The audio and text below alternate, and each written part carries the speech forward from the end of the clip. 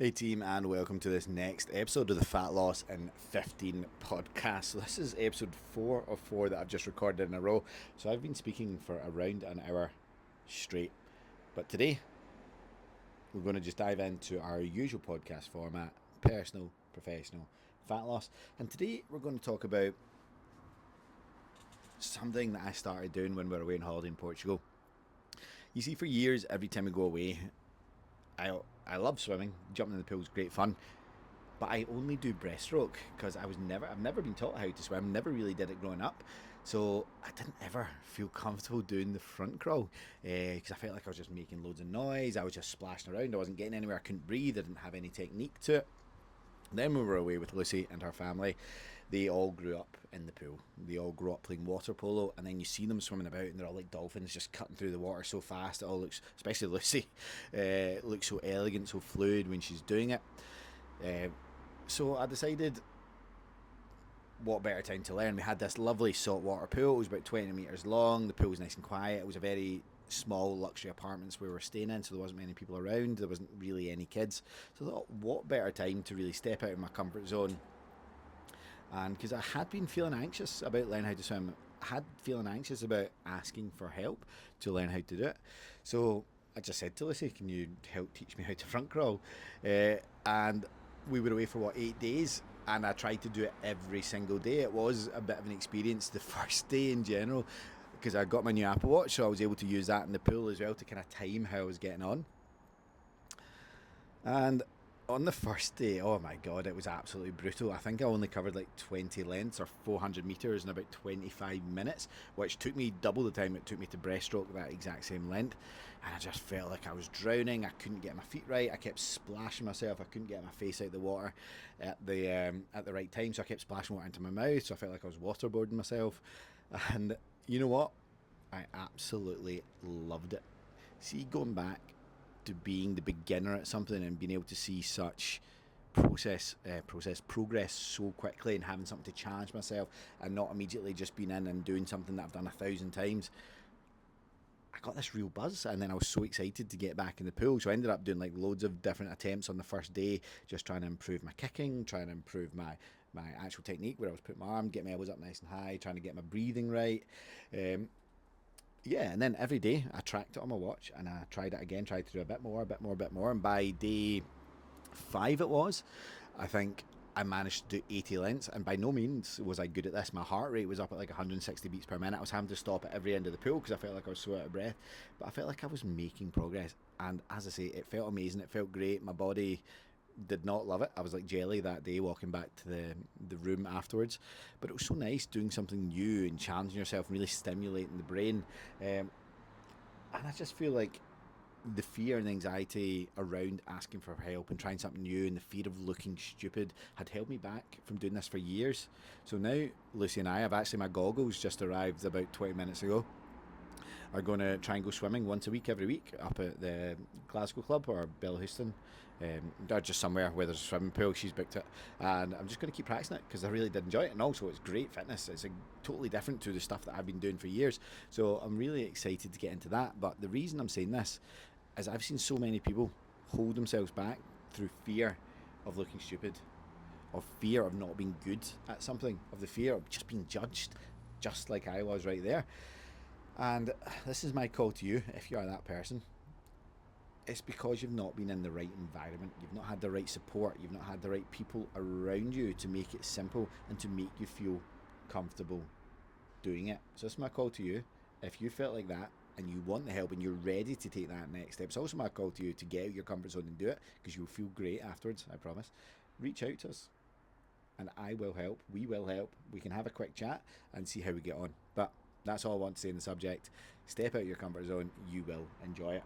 So now we'll move on to the professional side of it, and that is the biggest lessons I've learned from coaching thousands, literally thousands of people now. I was checking the Glow Fox for our all-time sign-ups over the last 5 years, and it has been over 1,000 people, coaching 1,000 people over the last 5 years. And that is, small wins matter more than motivation. We spoke about motivation last week or the week before, and we spoke about how action builds the motivation, but it's making sure that you're tracking all these small wins and celebrating them, just like I was there in the pool. I'm managing to do 2 lengths back to back without waterboarding myself. And that is where you get those platforms, those little rungs to set your new baseline to just get better and better and better and propel yourself forward. You can't rely on motivation, as we spoke about. It will come, it will go, and all you need to do is you need that support network around you, and you need to have your expectations in the right place, and then you need to celebrate those small wins as they come, because the journey is hard. If anyone tells you it should be easy, then just turn a blind eye. Don't listen to them. We can make it as simple as possible for you, and that is our goal, to make it straightforward. Here's a clear path to walk along, but there's a difference between simple and easy. The journey is still going to be difficult. You're still going to have down moments. You're still going to have moments where you feel like you're not making progress. You're still going to have moments where you feel like everything in the world is going against you. But if you have those small wins, to remember that you had lost 6 pounds over the last 6 weeks, or you lifted a weight that you never thought you'd ever possibly do, or you just simply got the technique of how to do a deadlift, or you managed to hold yourself in a chin up off the ground for 3 seconds when you never thought you had that sort of upper body strength, or you got your first push up, or you made a friend in the gym, or you just stepped into the gym for the first time and you didn't hate it. These are the things that are going to propel you forwards, to keep you going, and that's something that we really get our clients to share with us, so we can celebrate along with them, just to showcase their journey, and to show people that it's not about the weight loss. It's about what this journey will do for your life, will do for your confidence, and do for you as a person. Okay, and now finally we're going to move on to the fat loss aspect of it, and that is why most diets fail after the 6 weeks. And there's 2 reasons. Reason number 1 is motivation. So typically, which we've spoken about loads recently, typically what happens is when you do get started, you get a real buzz. You're really excited to get going. You start the process and everything feels great. And then week 2 comes around, you're a little bit less buzzing because it's not so new. Week 3 comes around, again, it just drops a little bit further. It's less new again. You're starting to get into the swing of things. And then week 4 to 6 happens in the valley of death. The buzz is gone. It's hard. You're starting to get into your diet a wee bit more. You're starting to integrate some of these habits. You're maybe feeling a bit sore from the accumulation of the weights climbing up. You're feeling like you've been really on point with your diet, and you'd love a wee sweet treat. This area here has killed so many diets, and then that ties into reason number 2, which is all or nothing thinking. And that is, you get to this point and you think, well, I've done all of this, so I can treat myself with that. That's not how it works. It shouldn't be treat yourself with it. It should be incorporate it into your diet, so it's there all the time. And when you take that taboo away from it, suddenly it doesn't become the forbidden fruit. It's the way you react to things. It's the guilt around going out for dinner with your friends and family. It's the guilt that you have for missing a gym session because you get stuck at work. It's the guilt you have for not doing your steps that day. That's okay. It's just part of the journey. You should not be beating yourself up for that, because we don't expect you to be 100% on plan all the time. I would rather that you were 80% on plan all the time rather than 100% on sporadically. And that all comes down to your mindset of expecting everything to go perfect.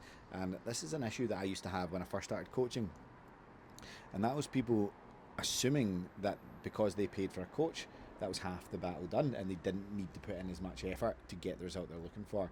And that's not it. We can open the door for you. We can set the path. We can show you exactly what to do, but you still need to do it. And this is all around managing expectations and making sure that your head is in the right place. So I feel like I kind of lost my train of thought there and rambled a wee bit, but as I said, I've been speaking for about an hour now. But that is the 2 reasons so many diets. And if you don't have the support, you don't have your success coach, you don't have the community around you, and you don't have this action plan to get you back on plan as quickly as possible, because I always say the biggest separator between those who get results and those who don't is the ability to get back on plan quickly. It's nothing to do with them being better. They don't have more willpower, they don't have more motivation, they just have people in their corner to help them get back on plan quickly. So that is the reason why so many people fail with their fitness journeys within the first 4 to 6 weeks, and it is the reason that we have such a big push with your success coach, that we have such a big push with the community around you, and make sure that you feel like part of something bigger, so this doesn't happen.